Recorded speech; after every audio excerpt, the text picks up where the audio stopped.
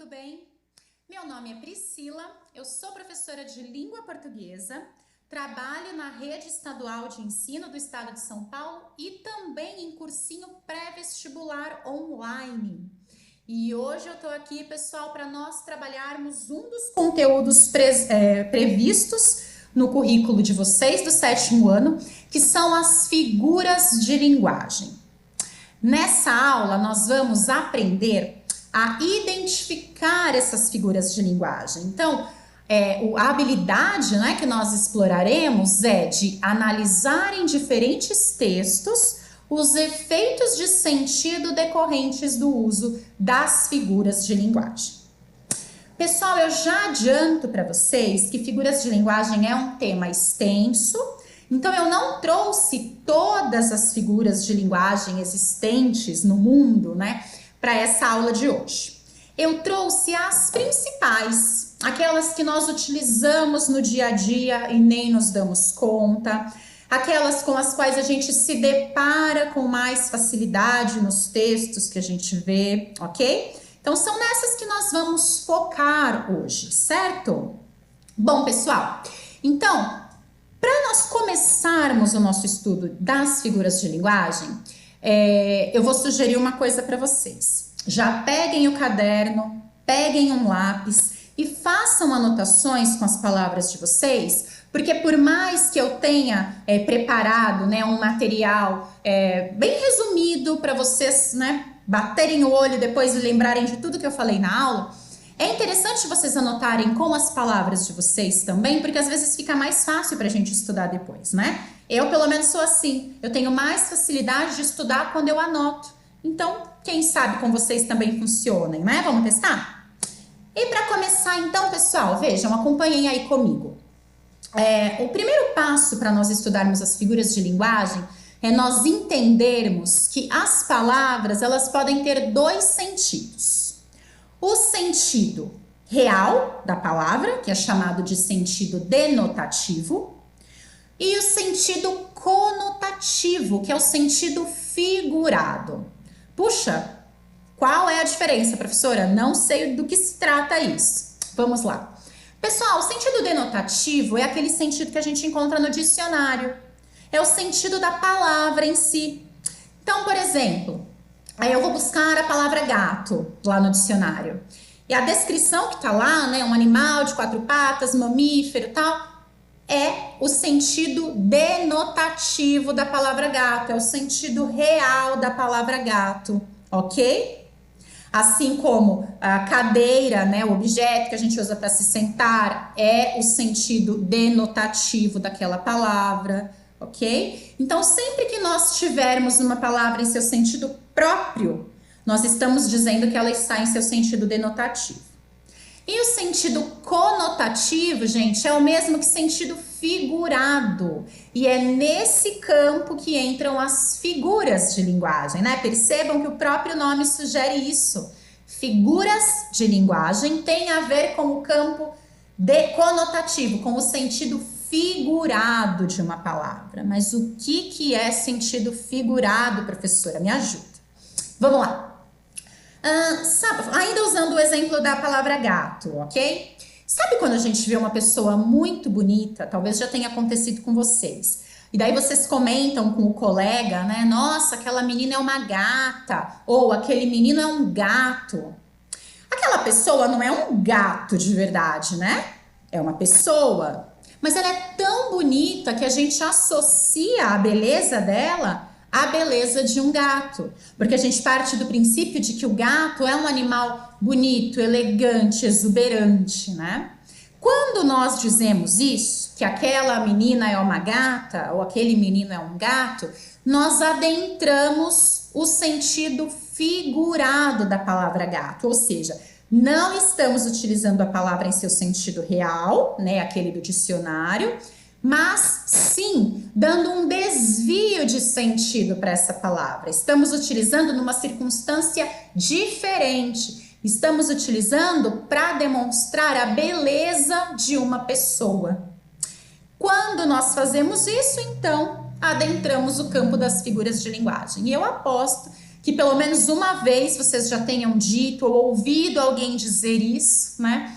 E talvez nem soubessem que se tratava de uma figura de linguagem, não é verdade? Então, para a gente fixar, o que são as figuras de linguagem? São esses recursos que nós utilizamos para atribuir mais expressividade para o que a gente fala, mais beleza, mais intensidade. Porque vejam só, ainda nesse exemplo da menina ou menino ser um gato, né? Nós poderíamos falar, nossa, que menino bonito, ou nossa, que menina bonita. Mas a partir do momento que a gente usa gato ou gata para se referir, não dá a ideia de que aquela pessoa é muito mais bonita, né? Dá uma força, dá uma intensidade para o nosso discurso. Por isso, as figuras de linguagem, né, são entendidas para tal, são entendidas para intensificar alguma coisa, para dar mais expressividade para alguma coisa. E as figuras de linguagem, pessoal, como eu disse, são várias, né? E elas pertencem a alguns campos de pensamento, aliás, alguns campos, né? Podem ser campos de pensamento, pode ser campo sonoro. Nossa, professora, agora já não entendi mais nada. A gente vai entender ao longo da aula, mas só para fixar, antes de avançar o nosso estudo, anotem aí. Ou, se preferirem, né, vou colocar aqui no slide se vocês quiserem printar a tela ou tirar uma foto. As palavras podem estar em seu sentido denotativo, que é aquele do dicionário, aquele sentido real da palavra, ou no sentido conotativo, que é aquele desvio de sentido, aquele sentido figurado, em que nós utilizamos a palavra numa situação diferente daquela que ela seria utilizada naturalmente, né? Então, o gato deixou de ser um animal e passou a representar uma palavra muito bonita, perdão, uma pessoa muito bonita. Aí temos, então, um sentido figurado. Joia?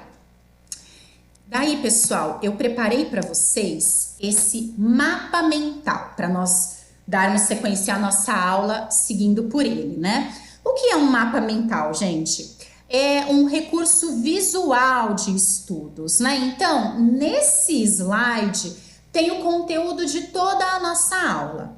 Então, quando nós temos ali, ó, essas palavrinhas em azul grifadas, nós temos o nome das figuras de linguagem, seguido de uma palavra que identifique cada uma delas, seguido de um pequeno exemplo que remete a cada uma delas. Então, quando nós formos estudar para uma prova sobre figuras de linguagem daqui a um tempo, a gente pega esse mapa mental, bate o olho e a gente consegue relembrar aquilo que nós vimos na aula. É uma forma de estudo, como eu disse, bem visual, bem resumida e que acaba ajudando bastante na hora da gente estudar. Principalmente quando a gente tem várias provas na mesma semana, sabe? Reflitam comigo, é muito mais fácil estudar o assunto partindo de um mapa mental, né, que é uma página em que eu vou focar o meu estudo, do que olhar várias páginas do caderno e tal. Então fica até para vocês aí, pessoal, uma dica de estudo, né? Preparem esses mapas mentais quando vocês forem estudar com os tópicos, né, do que vai cair na prova e uma breve explicação de cada um desses tópicos e algum exemplo, se possível, para facilitar o estudo de vocês. Esses resumos acabam facilitando muito. Bem, vamos dar sequência então à nossa aula das figuras e sugiro que printem ou fotografem esse mapa mental para ajudar. Vejam só, pessoal, como vocês podem observar aí, as figuras de linguagem, elas são divididas em alguns grupos, tá? Que são esses que eu coloquei em cores diferentes, né? Então, nós temos as figuras de pensamento, as figuras de palavras, as figuras de harmonia e as figuras de construção, tá? São esses 4 subgrupos. E dentro deles há várias figuras de linguagem. Não, como eu disse, não estão todas aí, né? Para essa aula eu trouxe, digamos, as principais, né? As que a gente mais costuma ver por aí. Vamos começar então pelas figuras de pensamento, pessoal. E o que é uma figura de pensamento? Venham aqui comigo um pouquinho. Quando nós falamos em figura de pensamento, significa que nós estudaremos agora figuras de linguagem que muitas vezes não estão explícitas num texto, que não estão ali logo de cara, que a gente precisa refletir para entender, que a gente precisa pensar um pouquinho para identificar que elas estão ali. Justamente por serem figuras de pensamento, elas pertencem ao campo das ideias, né? Por isso que nem sempre elas estarão explícitas, né? No texto que a gente estiver lendo, na história em quadrinhos que a gente estiver lendo, enfim, ok? Então, pensem nas figuras de pensamento como figuras associadas ao campo das ideias. E daí, nós temos, vamos começar aqui pela antítese. O que é uma antítese? Essa é uma figura fácil da gente reconhecer porque ela faz alusão aos antônimos. Quem lembra de antônimos aí? Lembram dos sinônimos, dos antônimos? Antônimos são palavras opostas, né? Então eu coloquei ali como definição, ó, oposto. Essa figura de linguagem está presente quando nós temos palavras de sentido oposto num mesmo período, num mesmo verso, né? Nesse exemplo que eu coloquei aí, ó, em tempos de guerra, quero paz. Então, guerra e paz são termos opostos, não são? E foram utilizados num mesmo período. Portanto, nesse trechinho aí, nós temos uma antítese. Ficou claro a antítese, pessoal? Acho que essa figura a gente não precisa demandar tanto tempo para explicar, porque ela é meio que autoexplicativa, né? Antítese, antônimo, oposto, né? Então, utilização de palavras opostas para comunicar uma mesma ideia, uma mesma situação. Joia? Vamos para a próxima? Vamos para o eufemismo. Pessoal, essa figura de linguagem, talvez vocês já tenham utilizado também, ou já tenham visto em algum lugar, mas não sabiam do que se tratava. O eufemismo tem a intenção de suavizar uma expressão, um comunicado. E aí no exemplo, vejam, eu coloquei: fulano partiu dessa para melhor. O que significa partir dessa para melhor, né? Vocês talvez já tenham ouvido essa expressão em algum lugar, mas significa que aquela pessoa infelizmente morreu, né? Mas vejam como é pesada, né, essa palavra morrer. Então, para suavizar essa palavra, para suavizar esse comunicado, nós utilizamos um eufemismo. Partiu dessa para melhor. Fizemos o mesmo comunicado, porém utilizando uma expressão diferente. Buscando, nesse caso específico, talvez aliviar o choque que a outra pessoa sofreria ao receber a notícia, né? Então, o eufemismo ele é utilizado para suavizar. Sabe, eu espero que não, mas talvez algum de vocês já tenha passado por isso. Vocês fizeram uma prova e daí a professora vai entregar as provas e fala: ai, João, você não foi muito bem na prova. E daí vocês pegam a prova e tá lá um 0. A professora suavizou esse comunicado, né? Porque ela disse: você não foi muito bem. Na verdade, você foi muito mal. Mas em vez dela falar: nossa, João, você foi muito mal na prova, ela fala que você não foi muito bem. Justamente para suavizar esse comunicado, né? Para você não ficar apavorado ao pegar aquela prova com a nota 0, né?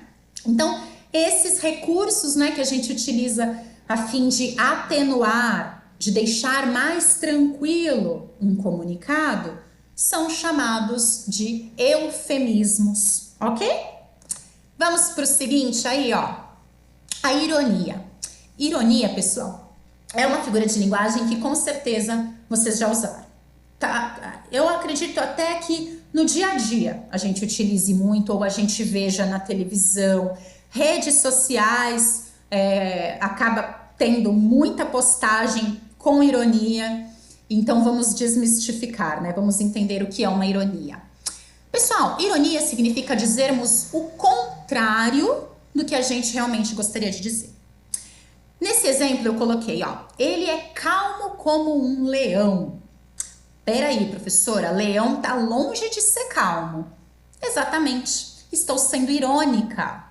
Então, a ironia consiste em dizermos o contrário do que nós queríamos dizer. Então, nesse caso, ele de calmo não tem nada, ele é uma fera. Então, estamos sendo irônicos ao dizer que ele é calmo como um leão. os meus alunos, né? Como eu disse, eu sou professora da rede estadual também, e muitas vezes eles já falaram isso para mim, que aparentemente eu parecia ser muito calma, mas depois eles descobriam, né, que eu era calma como uma fera. Não é verdade, viu, pessoal? Não acreditem. Mas tá aí a presença de uma ironia. Quer outro exemplo? Sabe aquele amigo que sempre chega atrasado? E daí vocês viram para ele um dia e falam: Nossa, você chegou cedo hoje, hein? Não, ele não chegou cedo, tá? Ele tá bem atrasado e vocês falam isso para ele. Vocês estão sendo irônicos, né? Vocês estão dizendo o contrário do que realmente queriam dizer. Ele não chegou cedo, ele continua atrasado. Ou então, um colega de vocês dá um doce para vocês e o doce tá ruim, é um doce azedo, amargo, sei lá, e vocês falam: Nossa, que gostoso, hein? Você gosta disso?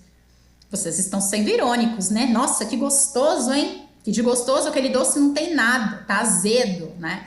E vocês acabam dizendo o contrário do que realmente queriam para utilizar uma ironia. E por que a gente usa a ironia? Vamos parar para pensar então, né? Vocês percebem que ela dá uma carga significativa, uma expressividade bem maior no que a gente comunica? Então, em vez de eu dizer, nossa, que doce ruim, eu digo, nossa, tá gostoso esse doce, hein? Dá essa ideia de intensidade, de que vocês estão sendo bem expressivos naquilo, né? E ai, nossa, não tem nada de gostoso, mas vocês usam isso justamente meio que para fazer uma piadinha com a pessoa, sabe? A ironia, ela em muitas situações, ela é atrelada à piada, ao sarcasmo. Como meu pai dizia, tiração de sarro. Então, se a gente quer tirar sarro de alguém, muitas vezes a gente pode ser irônico para tirar sarro, né? Essa é a ironia, então, pessoal. Vamos fixar? Ironia significa o contrário do que nós realmente gostaríamos de dizer. Ela vai aparecer bastante, gente, em histórias em quadrinhos, que vocês devem gostar de ler. Eu sou fã até hoje. Charges de jornal, de revista, ou nas próprias redes sociais, como eu comentei, muitas vezes aparecem lá as ironias, ok? Fiquem atentos, então, para a gente aprender a reconhecer. E vejam por que eu disse que está no campo do pensamento, né? Porque se a gente, esse exemplo, né, ele é calmo como um leão. Se eu pego esse exemplo e leio desprovido de ironia, eu posso nem perceber que ali, né, a pessoa está sendo irônica. Posso deixar passar batido, né? Posso entender que ele é realmente calmo, que é uma exceção, que existe algum leão calmo na vida, enfim, né? Eu posso não entender essa ironia à primeira vista. Pertence ao campo das ideias, lembram? É uma figura de pensamento, então muitas vezes a gente precisa refletir para conseguir entender que ali está presente uma ironia, certo?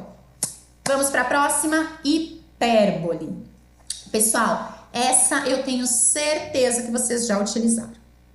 Hipérbole é a figura de linguagem que tem a ver com o exagero.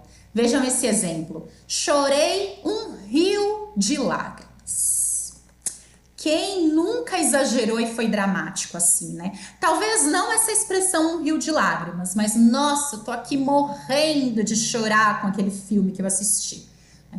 Esses exageros que a gente comete são hipérboles e a gente usa e nem sabe que são, não é verdade? Outro exemplo, quando a gente fica acordado até tarde, ou estudando, ou assistindo alguma coisa, a gente fala, nossa, eu tô morrendo de sono. Vocês estão com muito sono, mas a ponto de morrer, né? Não, é um exagero, né? A gente utiliza a hipérbole como um recurso de intensidade, para mostrar que nós estamos com muito sono ou tô morrendo de fome, né? Estamos com muita fome, choramos muito, né? Então, sempre que a gente for indicar algo que é demais, né? Então, um exagero mesmo, nós podemos utilizar a hipérbole, ok? Outro exemplo... Eu estou... Nossa, esse exercício é tão demorado que eu vou demorar um século para fazer. Que exagero, né, gente? Um exercíciozinho lá pequenininho que a gente vai demorar 5 minutinhos. a gente fala, nossa, vou demorar um século. É um exagero, né? Então, em todos esses casos, vocês estão utilizando hipérboles e nem sabiam. Olha só como as figuras de linguagem fazem parte do nosso dia a dia, não é verdade? Vamos seguir para a próxima? A prosopopeia.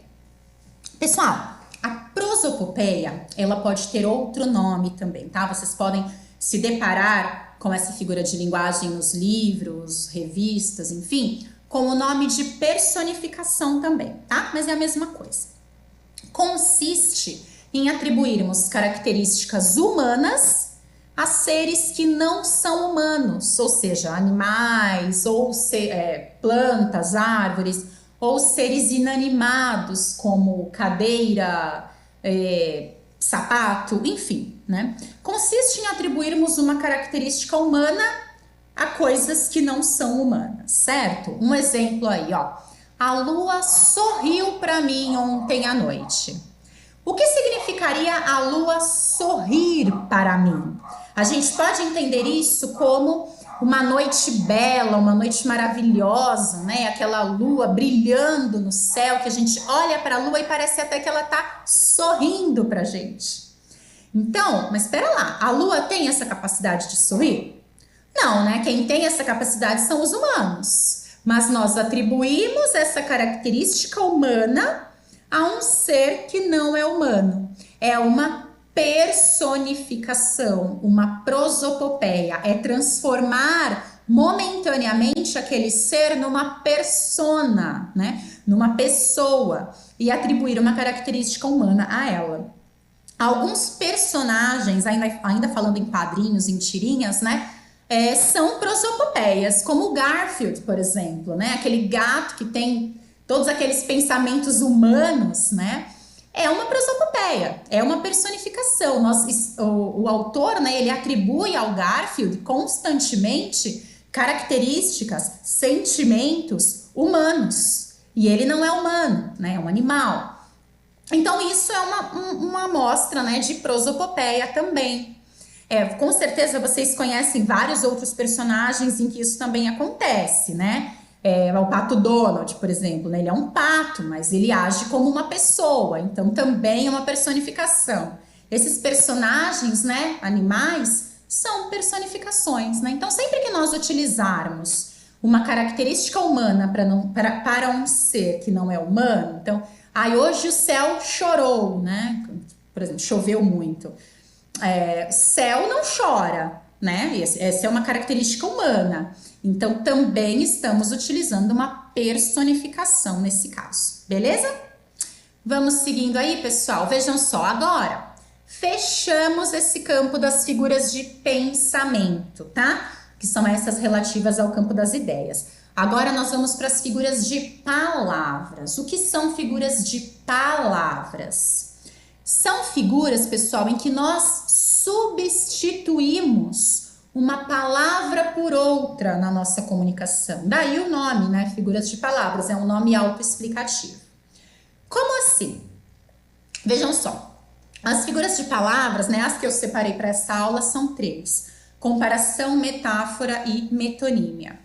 A comparação é quando nós comparamos 2 elementos, né? E utilizamos um conectivo, né? Uma palavrinha que dê essa ideia de comparação, como é o caso do como, né? Então, ele é esperto como um tigre, tá? Então, nós estamos fazendo uma comparação, estamos comparando a esperteza de uma pessoa com a de um tigre. Outras palavras que estabelecem comparação, né? Outras expressões. Tal qual, tão que, tanto que, assim como, né? Ele é inteligente como o irmão, ele é inteligente tal qual seu irmão, né? Estamos estabelecendo comparações. É uma figura de linguagem também. Aí no exemplo, vejam, eu coloquei, você brilha como uma estrela. Então eu estou comparando uma estrela, aliás, estou atribuindo a uma pessoa, né, as características de uma estrela, ou seja, eu estou querendo dizer que essa pessoa que brilha como uma estrela é uma pessoa muito positiva, muito cheia de energia, muito cheia de luz, né? E daí eu utilizei esse elemento comparativo, né, o como, para demonstrar isso. Agora, percebam aí do lado, né, no quadrinho da metáfora. Eu coloquei apenas que você é uma estrela. Eu não coloquei a palavrinha como. Porque a metáfora, gente, num sentido bem simples, né, de comunicar, ela não deixa de ser uma comparação sem o elemento como. Então, em vez de eu dizer que você brilha como uma estrela, eu digo apenas que você é uma estrela. Eu passei a mesma mensagem, não passei? Só que a metáfora, ela dá uma intensidade ainda maior. Eu não estou, digamos, meramente comparando. Eu estou dizendo que aquela pessoa é a própria estrela. Ela não parece uma estrela, ela é a própria estrela. Quando a gente lembra o exemplo do gato que eu dei lá no início da aula, você é um gato, é uma metáfora. Eu não estou dizendo que aquela pessoa é bonita como um gato, que seria a comparação. Estou dizendo que ela é um gato, ela é tão linda, tão elegante, tão exuberante, né? Então a metáfora, ela consiste nessa substituição dos termos, né? Eu não comparo, eu substituo. Eu não falo você é linda, eu falo você é uma gata, né? Então eu trago uma associação, né? Uma palavra que se associa a outra para o meu texto, tá? A metáfora consiste nisso, em utilizarmos palavras semelhantes que podem ser associadas de forma direta. Então, em vez de eu falar você é como um gato, eu uso de forma direta você é um gato.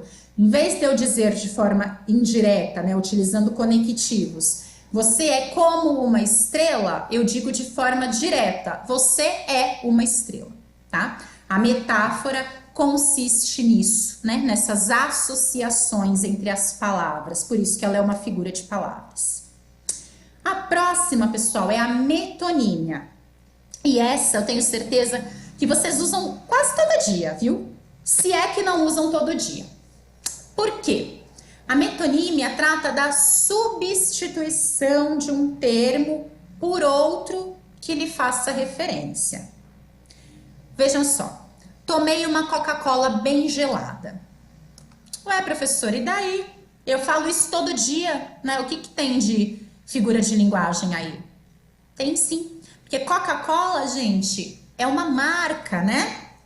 Quando a gente fala Coca-Cola, quando a gente pede Coca-Cola, nós estamos pedindo aquele refrigerante escuro, né? Aquele refrigerante de cola. Mas nós chamamos pelo nome Coca-Cola, que é o nome da marca que produz aquele refrigerante, assim como também produz refrigerante de guaraná, assim como também produz refrigerante de laranja, de uva, né? Mas nós utilizamos a marca para nos referirmos ao refrigerante de cola especificamente. Coca-Cola é marca de roupa também, né? Marca de sapato. Então, pessoal, nesse caso, nós estamos substituindo o produto, que é o refrigerante de cola, pela marca desse produto, que é a Coca-Cola. Quer outro exemplo? Gillette. Sabe quando o pai de vocês, o tio, o avô, tá procurando a lâmina para fazer a barba e ele fala, nossa, mas cadê minha Gillette que eu deixei aqui? Ele não deixou a Gillette, né? Ele deixou a lâmina de barbear. Porque Gillette, gente, é a marca daquela lâmina. Mas nós utilizamos esse nome Gillette como se fosse o nome do produto. Mas o produto chama lâmina de barbear. Mas a gente não vê ninguém falando, nossa, cadê minha lâmina de barbear? Né? A gente vê as pessoas falando Gillette. O mesmo acontece com cotonete, gente, essa é clássica. Cotonete também é o nome do produto. Perdão, é o nome da marca, né? O nome do produto são hastes flexíveis, né? Ou bastonetes, eu já vi também dessa maneira colocado na embalagem. Cotonete é a marca, mas a gente utiliza o nome da marca para se referir ao produto. Então, miojo também. Miojo é a marca. A gente, eu vou fazer um miojo. Não, você não vai fazer um miojo, você vai fazer um macarrão instantâneo, porque miojo é a marca. Viram só? Vocês com certeza já utilizaram metonímias na vida de vocês. Agora falando na escola, né? Quando vocês leram um livro que acharam muito legal de um autor, e daí vocês viram pro colega e falam: ah, você já leu Maurício de Souza, né? Que é o autor dos quadrinhos da Mônica. Gente, é impossível ler o Maurício de Souza, né? Ler Maurício de Souza seria pegar a figura do Maurício de Souza, o autor, colocar na nossa frente e começar a ler. Ninguém faz isso, né? Ou, você já leu Monteiro Lobato, né? Do Sítio do Pica-Pau Amarelo? Mesma coisa. Seria pegar o Monteiro Lobato, né? O autor, colocar na nossa frente e começar a ler ele. A gente não faz isso. Mas a gente utiliza essa forma de se comunicar. A gente substitui a obra do autor pelo nome do autor. Então, quando a gente fala, você já leu Maurício de Souza? Na verdade, a gente provavelmente está se referindo à Turma da Mônica. Você já leu Monteiro Lobato? A gente está se referindo a alguma obra do Monteiro Lobato, algum livro dele, não a ele especificamente. Então, essas substituições de termos por outros têm a ver com as metonímias. Outra clássica, que quem assiste novela, filme, enfim, já deve ter visto, nos jornais também. Sabe quando a gente fala em cabeça de gado? Ah, aquele fazendeiro tem 1000 cabeças de gado. É uma metonímia. Porque se a gente for levar ao pé da letra, aquele fazendeiro teria só a cabeça do gado. Não faz sentido, né? Ele tem o gado inteiro, o boi ali inteiro. Mas a gente se refere àqueles bois, tal, como cabeças de gado. Então, aí a gente também fez uma substituição. A gente substituiu o nome do animal inteiro, né? O boi, o touro, a vaca, enfim, pelo nome apenas de uma parte do corpo. Então, em vez de falar boi, vaca, touro, a gente fala cabeça de gado, né? Também é uma metonímia. Trocamos o todo pela parte. Joia, pessoal? Deu para entender, então? Metonímias são essas substituições de palavras. Estão anotando tudo? Vamos para a próxima? Vejam, me acompanhem. Vamos agora para o campo das figuras de harmonia. As figuras de harmonia, pessoal, tem a ver com o som das palavras. Melodia, sonoridade, né? Então, elas aparecem muito em poemas, em letras de música, tá? Justamente porque nesses tipos de texto há uma preocupação com a sonoridade, né? Com as rimas e tal. Então, pegando aí a aliteração, por exemplo. Eu pulei para o segundo, né? Porque a gente está comentando sobre poemas e letras de música e a aliteração é algo que aparece bastante. A aliteração e a assonância são muito parecidos, tá? Cuidado para não confundir. A aliteração consiste na repetição de consoantes dentro de um verso, de uma estrofe, de uma frase do texto. Como assim? Vejam esse trechinho de poema que eu coloquei aí, ó. Vozes veladas, veludosas vozes. Gente, olha o tanto de V e de S que apareceu aí num trechinho tão pequeno. Essas repetições consonantais, né, do V e do S, são aliterações. Então, quando isso acontecer, quando vocês pegarem um texto, uma música que possua esse som, né, esse som consonantal repetitivo, significa que temos uma aliteração. Tem uma música, não sei se vocês conhecem, eu não vou cantar, tá, gente? Que é chove, chuva, chove sem parar. Esse chiado, né, do CH é uma aliteração. E aí ele tem duas funções, olha só que legal, para que as figuras de linguagem, por que elas são tão expressivas. Chove, chuva, chove sem parar. Além de eu ter essa repetição do CH, né, que visualmente eu já vejo, né, quando eu pego a letra da música, eu já vejo essa repetição e já é algo bem estrutural. Esse chove não dá a ideia do barulho da chuva, né? E a música fala sobre a chuva, né? Então vejam só que é um recurso super expressivo e sonoro, né? Por isso que tem a ver com as figuras de harmonia, né? Lembram que elas são relativas ao som? Então, esse tipo de figura de linguagem vai aparecer bastante em letra de música. Inclusive, fica como tarefa aí para vocês pensarem em figuras que você, em músicas, aliás, né, em que vocês tenham reconhecido essa figura. Certo? Combinado assim? Vamos começar a refletir sobre poemas ou músicas que têm esse tipo de figura de linguagem que vocês já tenham visto? Combinado? Seguindo, pessoal, a assonância é a mesma coisa, só que tem a ver com as vogais, tá? Sons vocálicos. Aí no exemplo eu não coloquei letras de música nem nada, eu coloquei uma frase normal. Mas vejam quantas letras A aparecem nessa frase, ó. Amanda ama os animais. Amanda ama os animais. Olha quanta letra A. A essa repetição de vogais, nós damos o nome de assonância, beleza? Então, para não confundir, tá? Aliteração, repetição de consoantes. Assonância, repetição de vogais, combinado? E vamos voltar ali para a onomatopeia, ó. Pessoal, essa também é uma figura de linguagem que a gente vê muito, principalmente em história em quadrinhos, tá? E a gente também acaba utilizando quando a gente vai imitar o som, reproduzir algum som. Sabe o din-dom da campainha? É uma onomatopeia.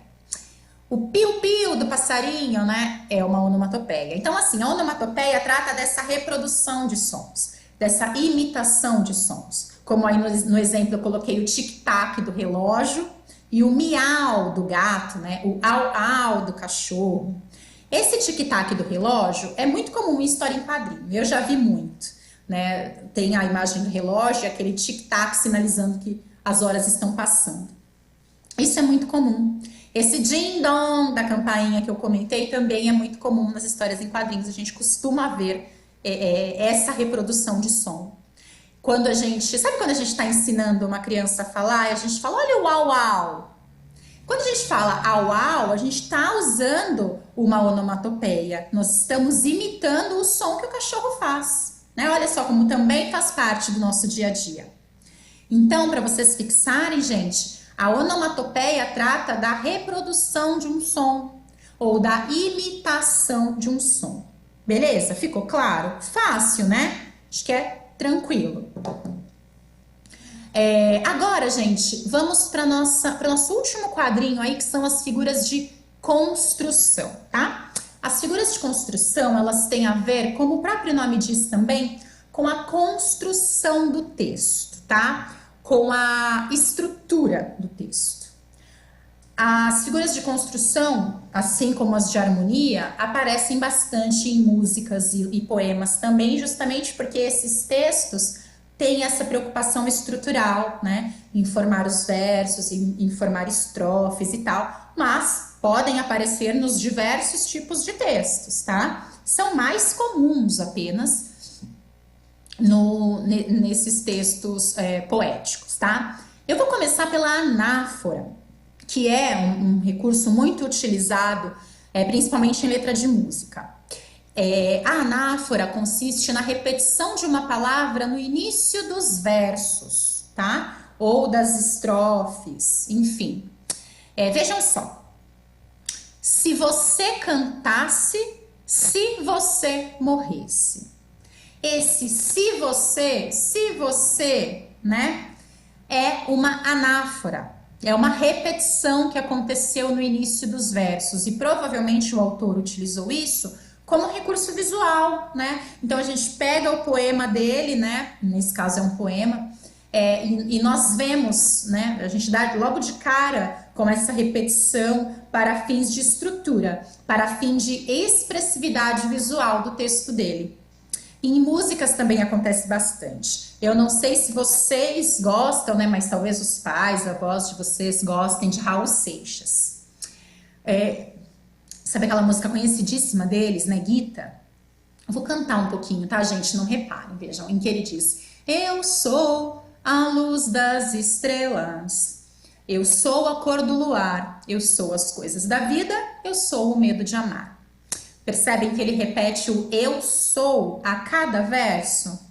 Trata-se, portanto, de uma anáfora, né? Então, essas repetições são anáforas. Vamos pensar também em letras de música que vocês conheçam, que vocês gostem, que tem, né, essas repetições? Tarefa de casa também.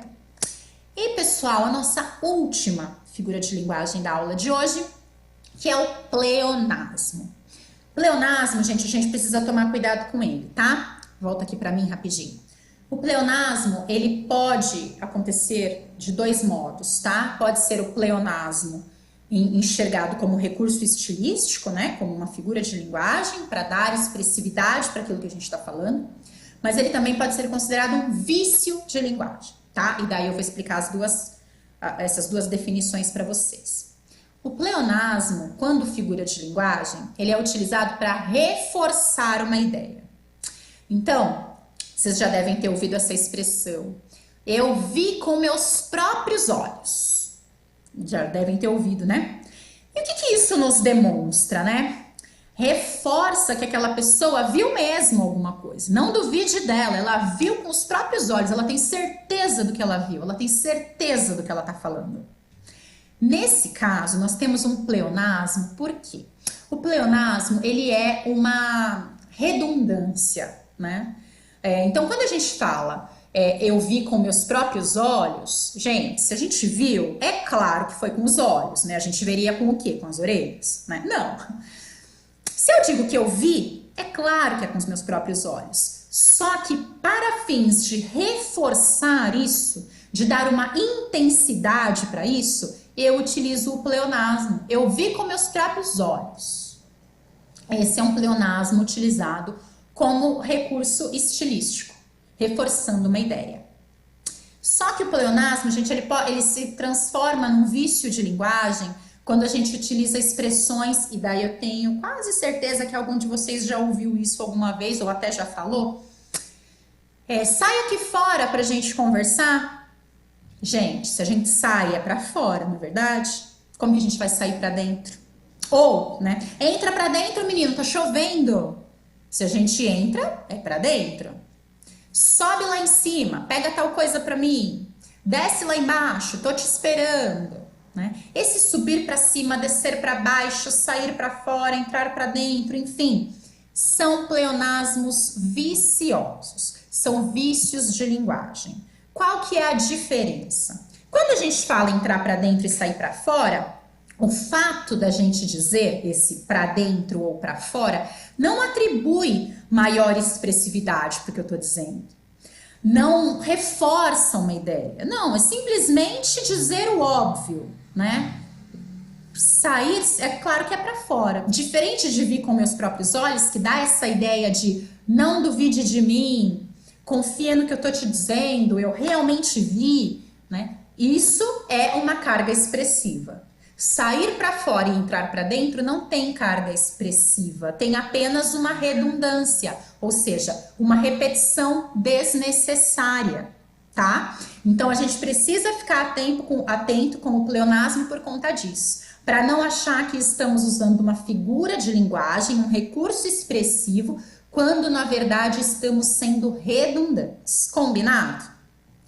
Bem, pessoal, vou colocar aqui, ó, última chance de vocês fotografarem ou printarem a tela, quem ainda não fez, né? Como eu comentei desde o início da aula, eu acho importante fazer isso para vocês terem essa ferramenta a mais de estudo depois, visto que figuras de linguagem, como vocês puderam perceber, é um tema extenso, né? Então, ter um mapa mental, ter algo assim bem resumidinho, tal, para ajudar vocês a estudarem é ótimo, né? Então, eu espero que eu, dessa forma, consiga contribuir um pouquinho mais para os estudos de vocês.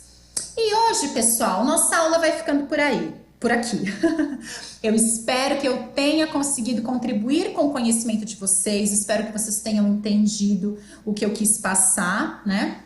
E desejo bons estudos para vocês nessa época, né, tão difícil que nós estamos vivendo. Então, bons estudos, aproveitem esse tempo que vocês têm para se dedicar aos estudos, para ler, para assistir alguma coisa que vocês gostem, né? Porque tudo isso também enriquece o conhecimento da gente, não é verdade? Então, pessoal, vou ficando por aqui. Muito obrigada por hoje. Bons estudos para vocês e até mais. Tchau, tchau!